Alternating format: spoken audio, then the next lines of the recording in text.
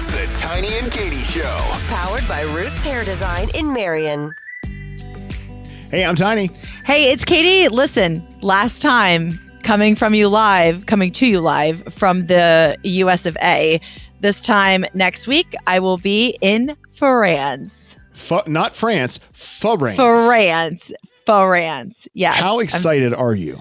So I'm very excited. Don't get me wrong. There's a lot, though, that I have to do for the lead up, which kind of takes away from the excitement. And also, I have that driving adventure on the way home by myself that I'm very nervous about. So that's also a little bit taking away from the excitement. I think I'm just more excited to get out of town for a few days. I haven't been on a vacation in a little while, and what we're doing is really cool. You know, we're staying at a cool place. We're going to cool places. We're going to Switzerland. And I think that at this point, I'm just more in like, all right, you know, checklist mode. I can't forget to do this. I can't forget to do this. I have to do all my sub plans for school. So I don't think I'm going to be really as excited as I should be until I'm at the airport. And maybe you can't forget to get one thing and bring home in particular. Is that a soft t-shirt for you?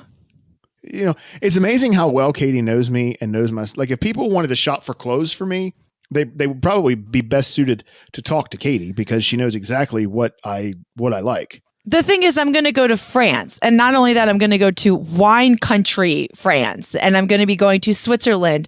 And Tiny wants me to bring him back a soft, extra large t-shirt. Like, how boring is that? That's so boring. Okay, well, what would you... Don't get me wrong. I'm not going to change what I want, but what would be something that you'd be like, oh man, that'd be really cool. That wouldn't break the bank. A bottle of wine from France. I mean, how could you bring that back? Yes, of course you can.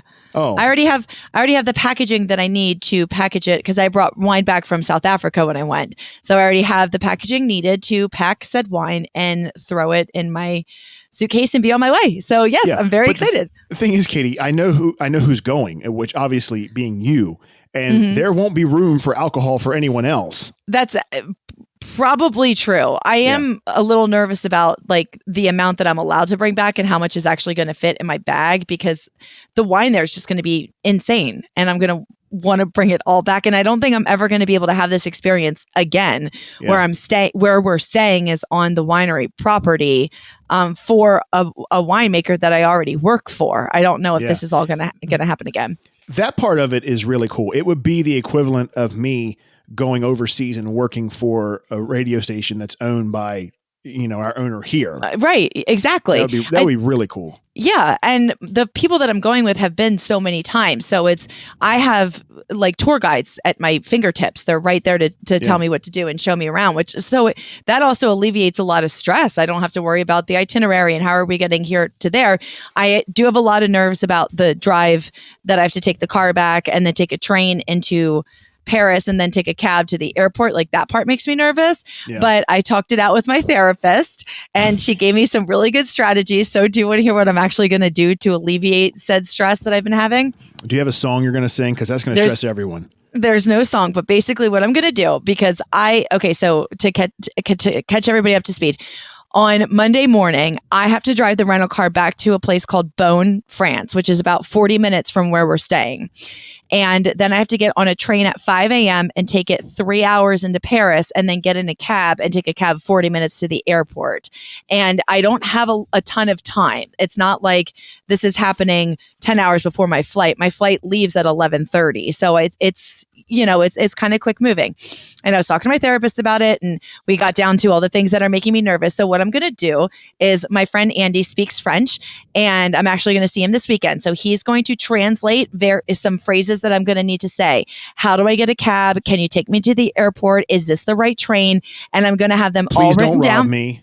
I'm going to have them all written down. I'm going to laminate them at work and I'm going to put them on a little clip. And so when I'm freaking out and I'm like, oh my God, I can't get a cab, I'm just going to say, okay, calm down, get out your little notes. And I'm going to flip it to, can you take me to the airport, and show it to people. So that way I don't have to worry about Google Translate. I don't have to worry about, oh, can you help me? Do you speak English? I'm going to have everything ready to go. So I thought that was actually kind of brilliant. It is good. Yeah. So my therapist and I came up with that. She's like, do you know anybody who speaks French? I do. We're done. I just have to create said ring but you know what? I'm like a flip book or something like that. You want a ring binder type, correct? Like just a ring, yeah. Yeah, correct. So punch a hole in the corners, and then put like flashcards. Yes, and so that it kind of made me think about like. Anyway, that doesn't matter. So that was what we came up with, which I thought was a really good idea. So this time next week, I will be in Paris. This time. So next I week. want to make sure that you do what you didn't do when you went away last time and we had the podcast, when you went to Morocco, was it? Yeah. And Spain. Yeah. I want you to shoot video. Okay. I shot video in Spain. Well, I mean, not that much of it, but I want, like document your time. So I want to include those in the podcast so people can see it. At the very least, put up some clips if you can send them to me while you're there so we can put them on the Tiny and Katy Show Facebook page. So I think that'd be really cool. I just love seeing, here's something interesting. I don't know what you consume on television, but I can tell you, and this leads me actually unwittingly very nicely into what I was going to ask you about, but I love YouTube. I am a consumer extraordinaire of YouTube. Why do I like it? I think it's because it constantly, and I get it, it's technology, but it gives me things that literally are curated for me.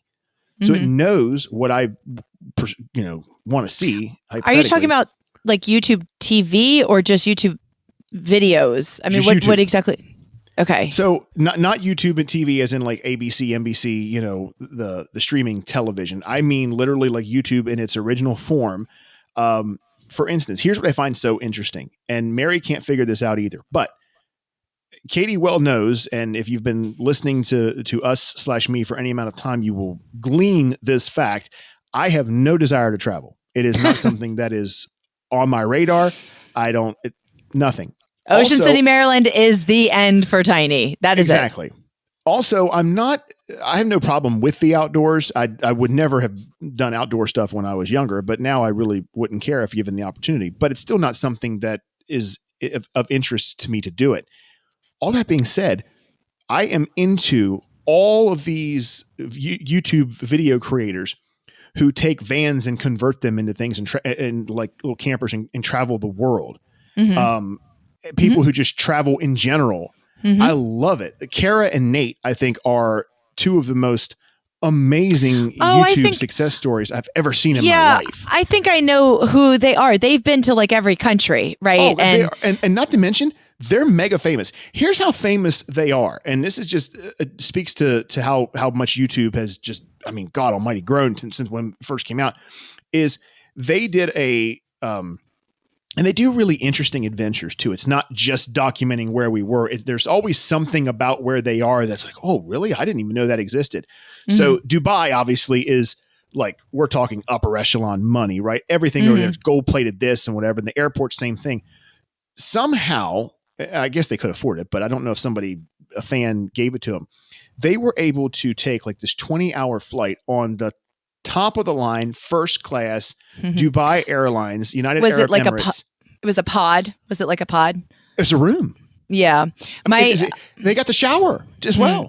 So my best friend Kelly has done that before. They went to, it wasn't Dubai. It was Doha. They went to Doha and they flew first class and they had their own pods, with doors that open and close, with beds that you can lay down. And I mean, that is an insane amount of money I've never flown first class. I've never had the opportunity to. The best I've ever gotten was, like upper economy. Yeah, right. We got to choose our seat in coach. Okay? That's right. I just didn't end up like underneath the airplane. So I was actually in a seat. But the experience just looks so incredible, but it is so freaking expensive that I think I'd rather suffer through it and then spend the money more when I arrive on vacation. But I've also never flown first class. So my friend Kelly always tells me if you've flown first class, you'll understand why people spend the money to do it. Because I mean, when I went to Australia, that was a 20, we flew to Los Angeles, then we flew to Sydney. I mean, in total, it was 27 hours to get there. Oh yeah. And I mean, it's a long time. It like kind of is like a mind game. Like you have to you have to not think about it, how long you're actually just sitting there. And it's really difficult. And even when we went to Africa, that was a 14 or 15 hour flight, same thing. Like it is really difficult to fly that long. I would think if you fly frequently, which obviously Kelly does in that instance, it probably is worth it to just like if my car were my office and I were always in my car, I would want something that is, more plush or comfortable and meant for my upscale. needs. Yeah, of course. But of course. The thing with Kara and Nate as the example here is, so they're on this like extraordinary airline, the top of the line. They're getting like sushi and caviar and not beluga, mind you. Okay. They're safe. The stewardesses and people in the lounges at these airports, they knew them. Mm-hmm. Like they recognized them. And I'm like, holy crap, these people have become so, of course, then my mind instantly goes to, well, my God, Katie's going to want to be like that with our podcast. Could you imagine a better reason to be famous? Like I am famous because I document my travels all around the world and I make enough money to support these travels all around the world. And I'm doing what I love. This is what I love. Yep. And I get to see it. Yeah. I mean, that's an incredible setup that they have. I somehow want to become some type of YouTube sensation, but I don't think I have anything that I'm really good at. And I don't know if people really want to watch me do anything. But it would be great if they did, because that would be how much I love spotlight and microphone. Like that'd be a great way to make a living. Just have people watch me do stuff. Mary has told me that she thinks that I am not, like that YouTube famous, but certainly like 10,000, 100,000 views on a video. She said that if I could document the projects that I do around the house with the woodworking and conversions of this and that, she's like, I think people are really interested in that because she sees me watching it. I watch this stuff and all these people doing this. I could go over, we could spend an entire hour on a podcast and me just list all these people that I love watching their stuff. But here's where I draw the line completely. It's nothing to do with privacy or anything like that. If you watch some of the ones that are even moderately good, they literally have 5 or 6 camera setups. They shoot this shot, they shoot that shot. You can tell that they set the camera here while the car drove away, and somebody had to go back and pick it up. And I just want to do the projects. I'm not looking at it from a standpoint of, I need to set up the cameras. Now, like if production? someone were to want to, yeah, exactly. I find it fascinating. Don't get me wrong. I just don't want to do it. If someone were to want to film it and then produce it and put it up, great. That is not going to be me. So am I missing out? Perhaps, but good Lord, I just don't know that. I do not think I'd have the patience to do that. However, if a check from YouTube was coming once a month for $20,000, you'd probably figure it out. I don't think you have to do that. I don't know if you need to do that. I think for you, Tiny is now, I don't know where this came from because this was not Tiny when we worked together, but Tiny has become this like incredible handyman and can build all these things and built me this beautiful entertainment center when I moved into my house, and it takes these ugly dressers and builds them into something that's just immaculate. But I think people don't care so much about the production value, just like, hey, how did you do that? Like literally, how did you just do that? Because anytime I have to watch a YouTube video on how to do things, I'm not looking for the highest quality. I'm just looking for someone who can tell me how to fix whatever I'm trying to fix, or how the person I'm with can fix whatever I'm trying to fix. Let's see. I need to forward this to Tiny because there's something that I need. So let's keep this simple, stupid here. Let's just send this over. Tiny, can you make this? Yes or no? I don't care about camera angles. Can you make it? Some of the things that I Google are like straight up embarrassing. Sometimes I'll be like, sometimes I'll be grocery shopping and I'm looking for something kind of obscure. I need to find, give me something that you want. Cornflakes. I don't know. No, not cornflakes. Something that you just don't need every day. Maybe I'm doing some. I'm doing some kind of baking and I need this like random product, and I'm looking in what I would think would be the most logical aisles, the bakery aisle, whatever, and I can't find it. You. Cream of tartar. Okay. I would think that would be in spices, but anyway, yes, exactly. But if I can't find it, and it's been, I've looked maybe like for a minute or so, I'll stop and I'll Google what aisle in Walmart can I find blank, blank, blank, blank, blank. Yeah. Because I'm just it gets so frustrating too sometimes where I'm like, okay, I want to try to figure this out for myself. I know I can figure this out for myself. And then I try, and then I'm like, no, I can't figure this out for myself. And I have to YouTube it. I YouTubed something the other day. It was so embarrassing. It was how to do something on my phone, but it was something really stupid, like how to turn off the flashlight or something. And I was like, Google, how do I do this? I try. It wasn't that, but it was in the same realm. But what upsets me is you talk about being able to find something in a store. No sooner do you get used to the layout of a store And then they change it. They change and it. then they change it. Our Walmart is totally upside down and backwards. I can't find anything anymore. It's so frustrating. Walmart is doing a nationwide, what they call floor reset. And no stone is being unturned. The other day I was in our Walmart here in Waynesboro, and I'm so used to, like, it literally is muscle memory. You can close your eyes and, walk in the aisles. And I walked into an aisle that was not there. Mm-hmm. Now, by into, I don't mean like there was an aisle and I went into it. I mean, I walked into the end of an aisle. I'm on my phone looking up something and literally thinking I can just keep walking. And there's the end cap of an aisle. And I walked into a bunch of pillows. Oh, well, good thing it was a soft landing for you. Hey, woohoo. And that story's not just fluff. I promise you, like that's legit what wound up happening. Hey, so I was going to talk about TV unless you had something more pressing, but on the other side of the break, there's a new show that if you don't already know about it, you as in you, Katy, and obviously everybody else, but especially Katy, if you don't already know about it, you better get on it because it is right up your alley. And I'll tell you about that coming up in just a second on the Tiny and Katy Show, powered by Roots Hair Design, Route 11 in Marion. You don't want your hair just cut or styled.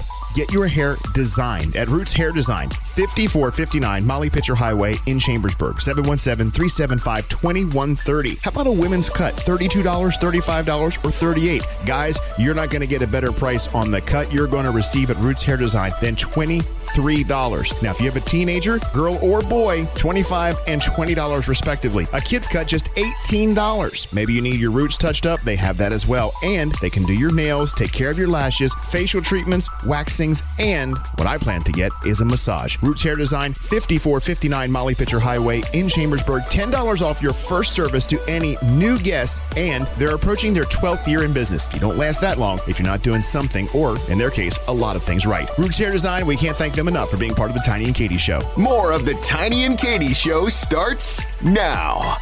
The other week, Katy, we have HBO Max. Do you have HBO Max? I do have HBO Max. I'm just side note. I've been very fancy lately. I have Paramount. I have HBO Max. I have Netflix, Hulu, Roku. Yes, I'm very fancy these days. But go on. Then you probably already know about this. But let me set the stage here and say that this is how good this show is. I do not. There is one exception to this. I do not like zombie stuff. Can't stand it.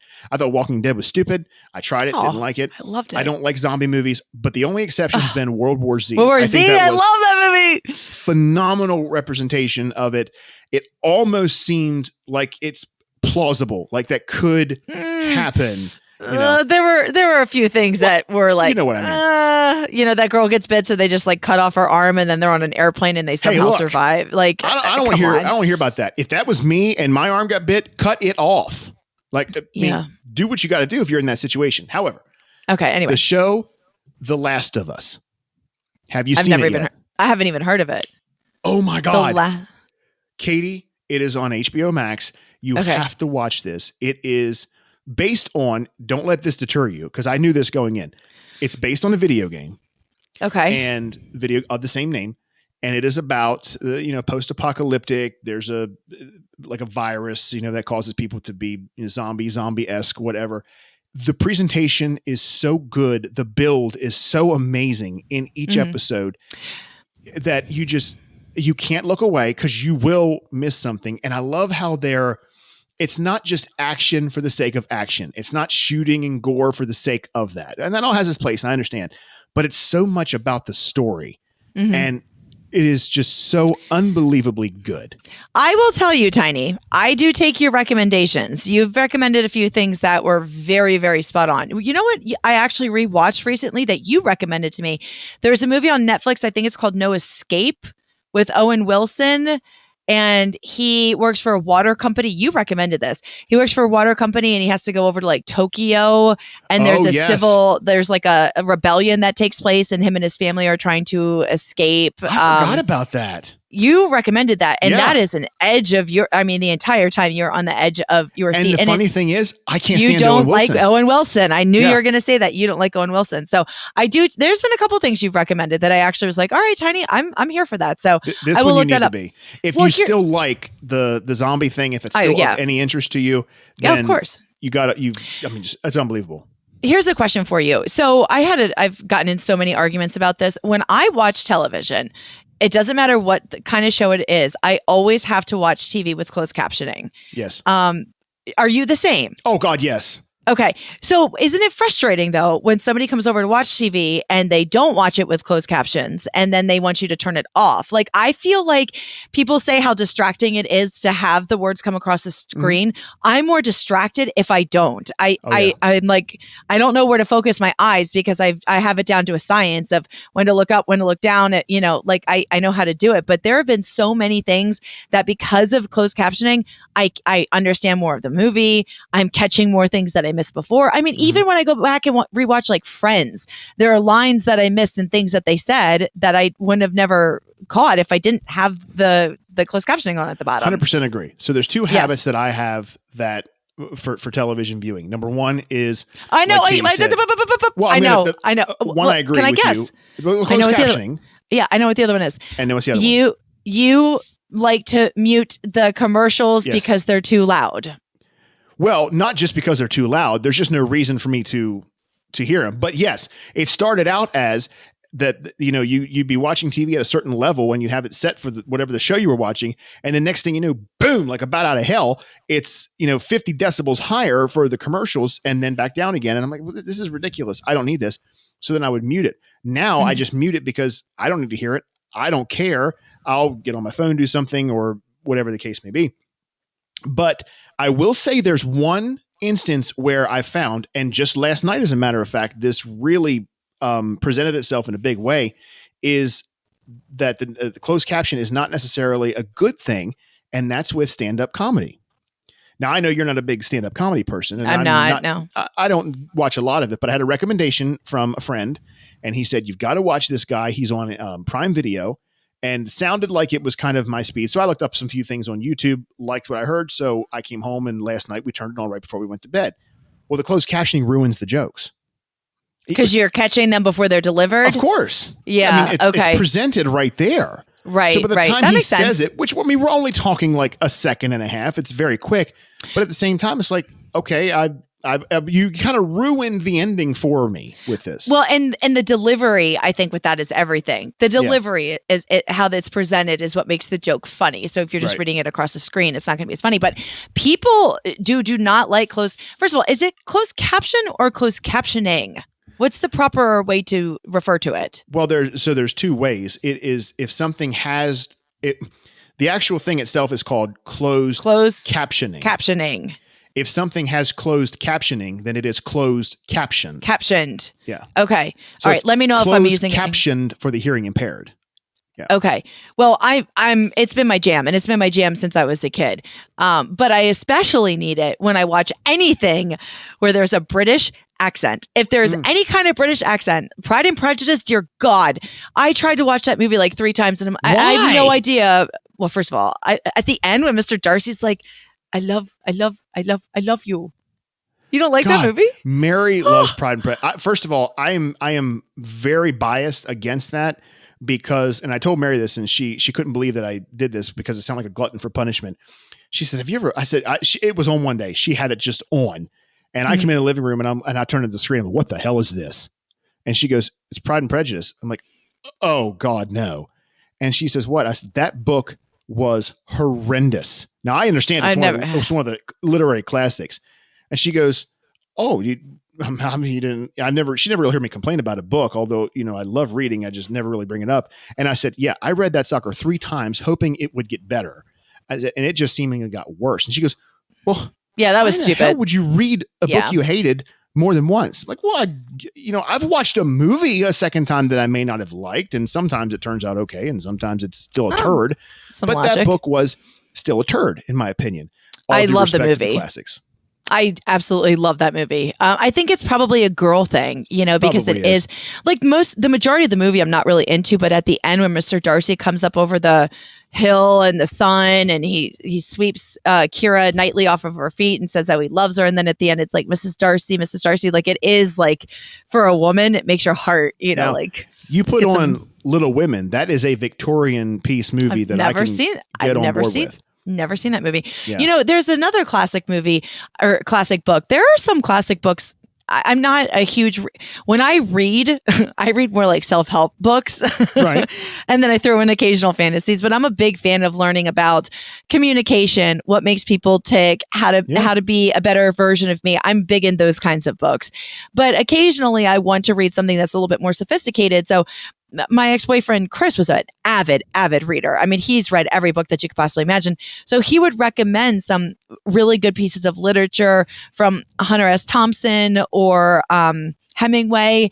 And I just could never, ever, ever get into them. Yeah. And I tried to read Frankenstein a few times, but I can't. It's too difficult for me to understand the dialogue. Yeah. I tried to read Lord of the Flies. Oh my God, I hated that book. Of Mice and Men, the same. Oh. I get like okay, all right. I get into it a little bit. Then we're no longer friends. I haven't done To Kill a Mockingbird, but there's just been a few that I try. It's just not my speed. But I want to say that I've read these books because they are so classic, and I feel like it's just something you feel like you have to do. But I think it's also something that you feel like you have to like. So, like it's for true. instance, Pride and Prejudice. It's one of probably the top 10 literary classics of all time. There's no doubt about that. And I will give it, I understand that. Mm-hmm. I hated it. But it's one of those books you feel like you have to like it. If you're in a conversation with someone about Pride and Prejudice, you're only discussing from a standpoint of, well, both of us like this. So it's like, oh, did the prose with which blah, blah, blah, okay, piss on that. The book is horrible. All right. But now like Catcher in the Rye. Oh my God. That is my favorite book of all time. And I've read, I'll read that. I'll walk by, pick it up and just read it for no reason. Would I like that? Would I like that book? Maybe you might. Yeah. And the thing is too, is I would suggest, because a lot of these classics are like volumes. Yeah. I mean, yeah. Thick like crazy. Some of the books like Of Mice and Men, To Kill a Mockingbird, Catcher in the Rye, those are shorter books. All Quiet on the Western Front is almost a pamphlet, for crying out loud. Mm-hmm. So I would say start with those, which you probably don't even remember that you've read some of them, because some of them were required reading when we were in school. I'm sure I've read something, but when you read something when you're 15, now that I'm almost 40, I look at it from a completely different perspective. I did read The Bell Jar by Cynthia Plath, the writer who I know the book you're talking about. Yeah. Yeah. Do you know how she killed herself? I don't. Oh, is this me knowing some random trivia that you don't know? Well, considering I haven't read the book. Well, it doesn't matter. Her death was very, it was so traumatizing that it was, very famous. She stuck her head in the oven. Traumatized me. I don't know about it. She stuck her head in the oven. That's how she killed herself. Oh. Yeah. I mean, that's pretty extreme. But anyway, I did like that. There's times I've wanted to do that while talking to you. Yeah, obviously. Yes, we know this. And I Excuse me, Katie, I need to put my wiener in a meat grinder. I'll be right back. Man, you must be really not into that conversation. Dear How God, bad does it have to be? Yeah, when you're putting your wiener in a meat grinder, it's getting pretty bad. You need to take a straight up pause and break from that conversation. Good Lord. Well, this is good. I would like to have some book recommendations because I love to read and I love to get in. But the thing is, I know very quickly if I'm into a book or not, and I will not sit there and read a book I'm not into because I'm not in it. I'm not paying attention. My mind's elsewhere. Like, who's this character? What's going on? I don't remember. But when I get into a book, I'll read it in 2 days. So if anybody has any recommendations, I am definitely here for it. But I do love my self-help books a lot. You could have just stopped that with, but I do love myself. I do, and I do love myself as well. So we'll see you next time. Wait, au revoir. Right? Au revoir. Inky dinky parlez-vous. Sechwa. I'll let you. I'll know more once I get my. I'll know more once I get my little binder flip help me packet. Love it. Don't forget. I want my shirt from Sweden. So make sure you get on that. Okay. Yeah, I got you. All right. We'll talk to you in a week. We love you. All right. Bye.